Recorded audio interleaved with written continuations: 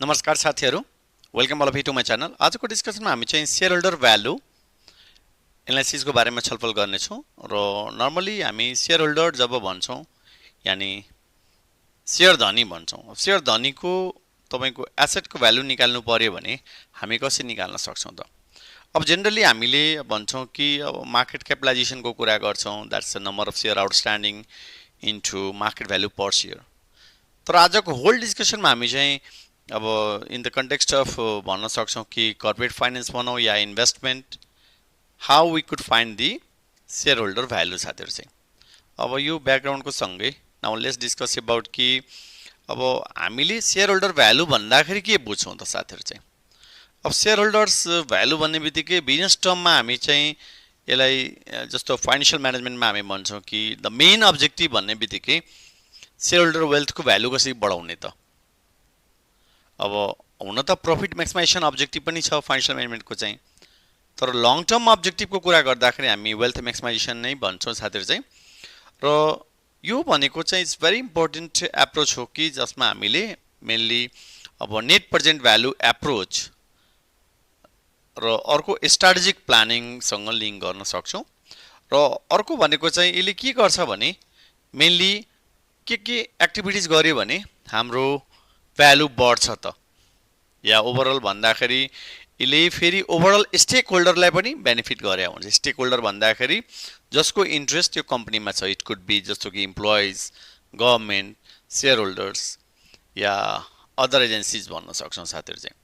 अब आजको होल डिस्कसनमा हामी चाहिँ अब शेयर होल्डर भ्यालु कसरी निकाल्ने भन्दाखेरि डिस्कस गर्ने छौं साथीहरु चाहिँ। अब लेट्स डिस्कस अबाउट कि अब शेयर होल्डर भ्यालु भन्ने बित्तिकै हामी के बुझ्छौं त साथीहरु चाहिँ। अब जस्तो कि अब शेयर होल्डर भ्यालुमा हामीले फर्स्ट अफ अल के गर्नु पर्यो भने फ्री क्याश फ्लो निकाल्नु पर्ने हो। जस्तो फ्री क्याश फ्लो निकाल्दाखेरि तपाईले अकाउन्टिङमा पनि पढ्नु भयो होला या फाइनान्शियल म्यानेजमेन्टमा, जस्तो net operating profit after tax,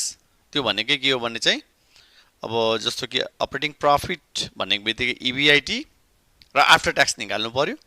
त्यसपछि हामी एड डेप्रिसिएसन गर्छौं साथीहरु चाहिँ। डेप्रिसिएसन भन्ने बित्तिकै is the non cash expenses हो र कुनै किसिमको अब पुँजीगत खर्चहरु यानी क्यापिटल एक्सपेन्डिचर त्यो माइनस गर्नु पर्यो। र त्यस्तै कुनै किसिमको हाम्रो investment in additional working capital requirement छ भने जसलाई हामीले चेन्ज इन वर्किङ क्यापिटलले डिनोट गर्न सक्छौं,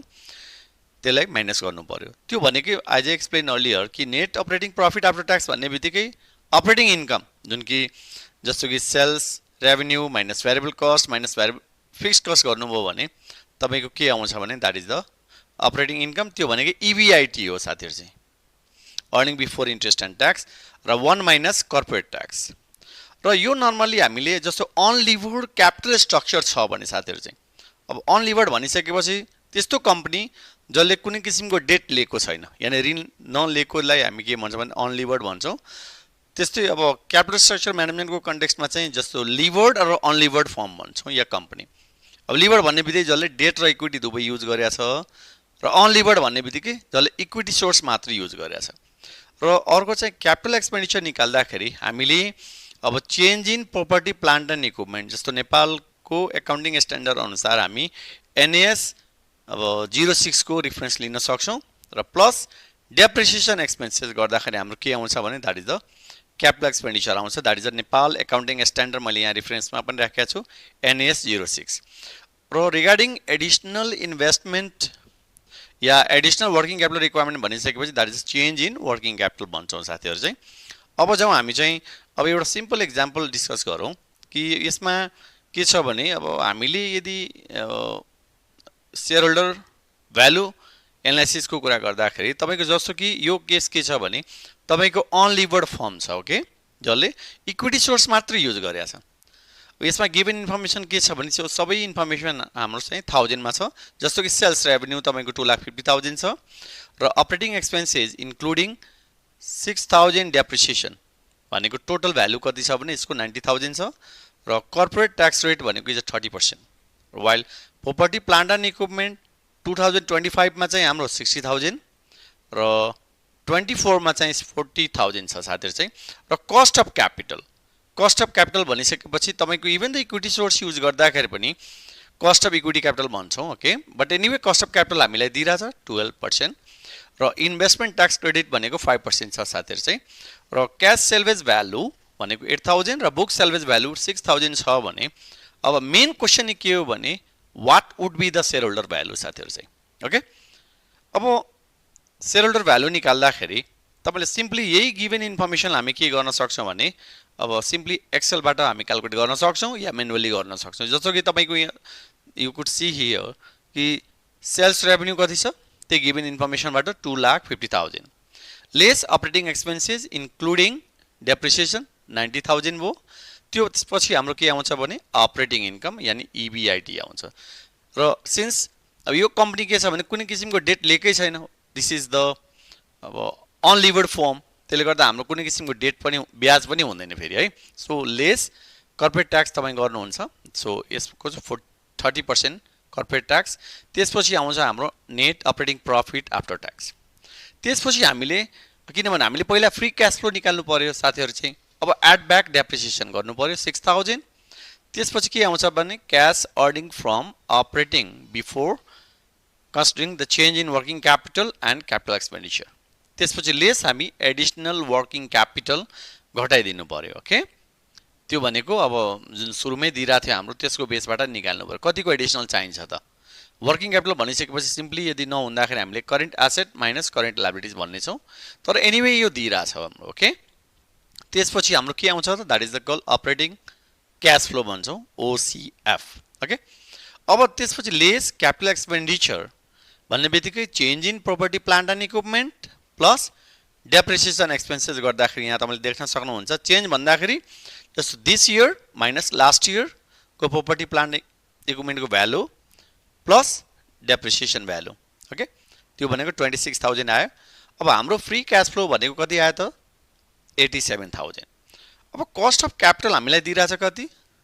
12% नहुँदाखेरि हामीलाई निकाल्नु पर्ने हुन्छ बट एनीवे यो दिइरा छ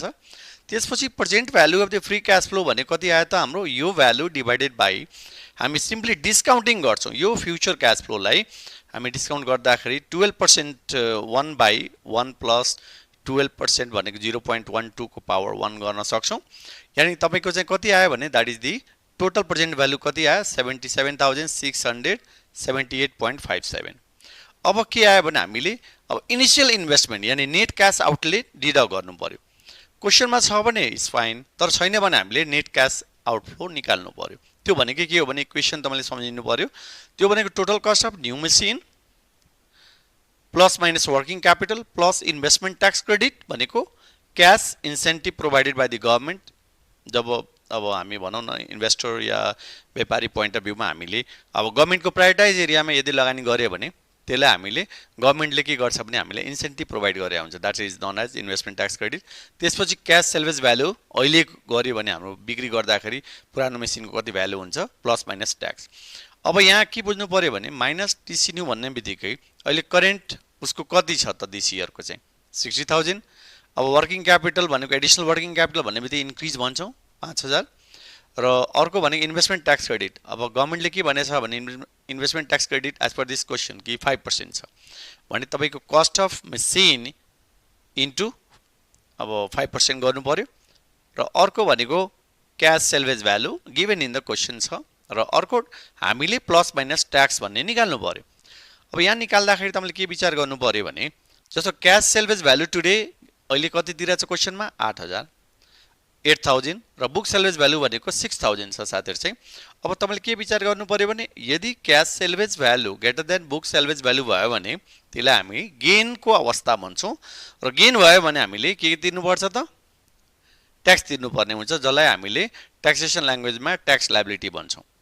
यही अब लस भएको भए त्यतिखेर हाम्रो ट्याक्स सेभिङ हुन जान्छ यहाँ चाहिँ हाम्रो गेन भएकोले गर्दा यो 2000 मा हामी के तिर्नु पर्छ 2000 मा चाहिँ कर्पोरेट ट्याक्स रेट भनेको 30% छ त्यसले गर्दा हाम्रो ट्याक्स लायबिलिटी अब 600 आयो त्यही 600 यहाँ राखेको छ साथीहरु चाहिँ ओके अब यो भ्यालु जुन आयो हाम्रो चाहिँ 54600 यहाँ चाहिँ घटाइदिने त्यसपछि हाम्रो के आउँछ भने शेयर होल्डर भ्यालु अब यो भनेको के बुझ्नु पर्यो भने जसलाई नेट प्रेजेन्ट भ्यालु एप्रोच पनि भन्छौं यो यदि पोजिटिभ छ भने तपाईले के विचार गर्नु पर्यो भने त्यो कम्पनीको जुन स्टक होल्डर्स तपाईको शेयर होल्डर पोइन्ट अफ भ्यूमा तपाईको वेल्थ बढेको छ अवस्था बुझ्नु पर्यो तर यही नेगेटिभमा भइदियो भने के बुझ्नु पर्यो भने हाम्रो वेल्थ घट्दै गइरहेछ from investor point of view साथीहरू चाहिँ ओके। अब आजको होल डिस्कसनमा हामी के गर्यो भने अब सेयर होल्डर भ्यालु कसरी निकाल्ने त, अब नेट प्रेजेन्ट भ्यालु जसलाई हामीले स्ट्राटेजिक पर्सपेक्टिभमा पनि लिन, स्ट्राटेजिक प्लानिङको रूपमा लिन सक्छौँ र ब्रोडली हामीले अब ओभरअल अब भनौँ न एसभिए भन्छौँ हामी सर्टकटमा, share holder value analysis part. आशा गर्छु कि आजको डिस्कसन तपाईँहरूलाई चाहिँ यसो अब ठिक लाग्यो होला। यदि लागेको छ भने प्लिज लाइक पनि गर्नु होला र मेरो च्यानल फाइनेन्स गुरु पवन कुमार झालाई सब्सक्राइब पनि गर्नु होला। Thank you all of you for watching this video. Please take care all of you. Thank you.